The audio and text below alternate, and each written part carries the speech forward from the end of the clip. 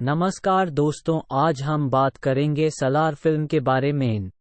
सालार film भव्य और महाकाव्य कथाओं में रुचि रखने वालों के लिए यह एक दिलचस्प घड़ी है। प्रभास और पृथ्वीराज सुकुमारन के प्रशंसकों को इस गहन और मनोरम फिल्म में प्रशंसा करने के लिए बहुत कुछ मिलेगा। यह एक ऐसी फिल्म है जो मनोरंजन करेगी और अपने पैमाने से प्रभावित करेगी, लेकिन शुरुआती दौर में थोड़े धैर्य की आवश्यकता हो सकती है। देवा, जिसे कटआउट प्रभास के नाम से भी जाना जाता है, जिसे बच्चे प्यार से बुलाते हैं, असम के सुदूर गांव तिनसुकिया में अपनी मां ईश्वरी राव के साथ एक कोयला खदान के पास रहता है। पिछले 7 वर्षों से वे एक स्थान से दूसरे स्थान पर जाते रहे हैं। उसकी मां देवा पर कड़ी निगरानी रखती है, उसे हिंसा से बचाती है।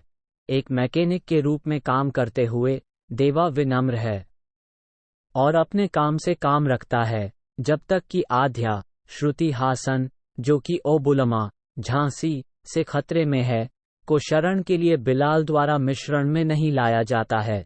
इस बीच खानसर के अशांत शहर में राजा मन्नार जगपति बाबू अपने बेटे वर्धा पृथ्वीराज सुकुमारन को अपना उत्तराधिकारी बनाने की तैयारी करते हैं।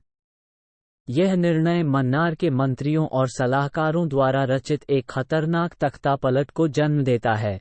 साजिश तब और गहरी हो जाती है जब अराजकता पैदा करने के लिए विभिन्न देशों की विदेशी सेनाओं को काम पर लगाया जाता है।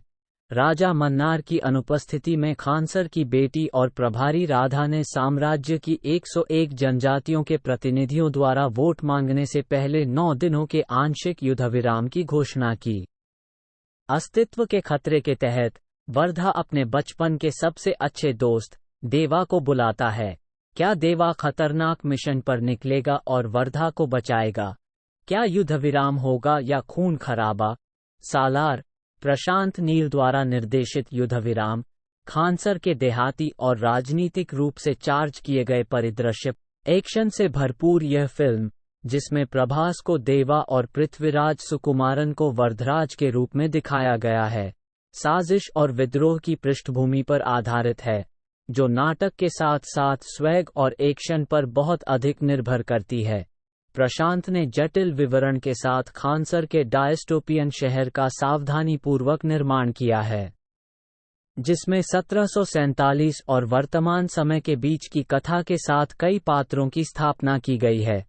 ब्लैक पैंथर की याद दिलाते हुए, साम्राज्य में विशिष्ट विशेषताओं वाली 101 जनजातियां हैं, जो 3 प्रभागों में विभाजित हैं, जिनमें कपालू कबीले के नेता और डोरलू परिषद के सदस्य शामिल हैं। कम शब्दों में बोलने वाले व्यक्ति प्रभास अपने संवादों से जोरदार अभिनय करते हैं और एक्शन दृश्यों में शानदार दिखते हैं, जिससे फिल्म उनके उत्साही प्रशंसकों के लिए एक दावत बन जाती है। प्रशांत ने देवा उर्फ सालार के चरित्र को ऊपर उठाने का कोई मौका नहीं छोड़ा, अपने नायक को बड़ी कुशलता से जीवन से भी बड़ा बना दिया।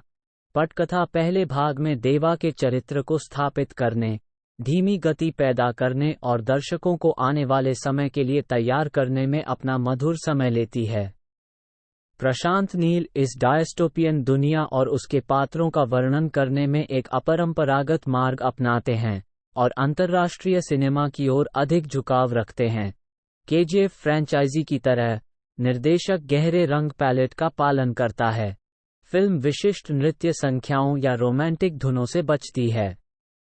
इसके बजाय पहले भाग में स्कूली बच्चों द्वारा और दूसरे भाग में महारा जनजाति के बच्चों द्वारा गाए गए स्थितिजन्य गीतों पर निर्भर करती है, जो नाटक को बढ़ाते हैं। फिल्म सत्ता, वफादारी, विश्वासघात और नेतृत्व के अधिकार के विषयों की पड़ताल करती है। राजनीतिक साजिशों और व्यक्तिगत निष्ठाओं की जटिलताओं को उजागर करती है और सत्ता संघर्षों पर एक सम्मोहक टिप्पणी पेश करती है। देवा के रूप में प्रभास प्रभावशाली और विनम्र दोनों हैं, एक ऐसा प्रदर्शन देते हैं जो गहरी भावनात्मक गहराई के साथ कच्ची शक्ति को जोड़ता है।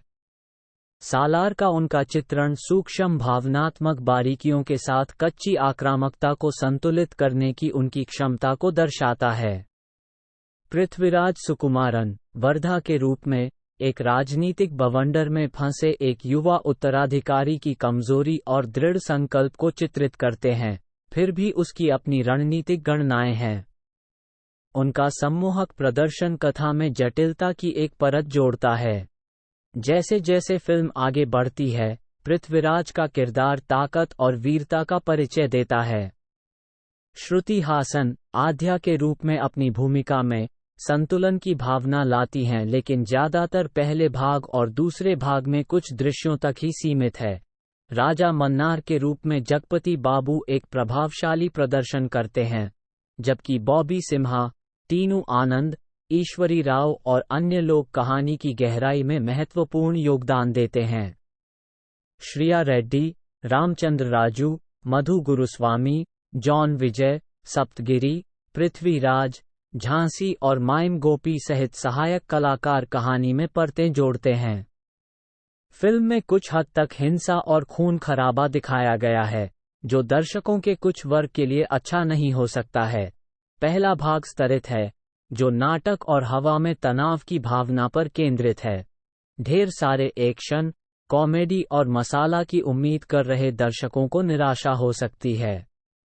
हालांकि यह नाटक और एक्शन के मामले में उच्च अंक प्राप्त करता है, जिसमें संवादों की अदायगी या कुछ पात्रों की शारीरिक भाषा के माध्यम से थोड़ा हास्य पैदा होता है। सालार भाग 1 युद्धविराम राजनीतिक नाटक को उच्च जोखिम वाली कार्रवाई और चैंपियन भाईचारे के साथ जोड़ता है। भव्य और महाकाव्य कथाओं में रुचि रखने वालों के लिए यह एक दिलचस्प घड़ी है। प्रभास और पृथ्वीराज सुकुमारन के प्रशंसकों को इस गहन और मनोरम फिल्म में प्रशंसा करने के लिए बहुत कुछ मिलेगा। यह एक ऐसी फिल्म है जो मनोरंजन करेगी और अपने पैमाने से प्रभावित करेगी, लेकिन शुरुआती चरणों में कुछ धैर्य की आवश्यकता हो सकती है, जो ज्यादातर खानसर और उसके निवासियों की दुनिया की स्थापना करेगी और सालार भाग 2 के लिए मंच तैयार करेगी।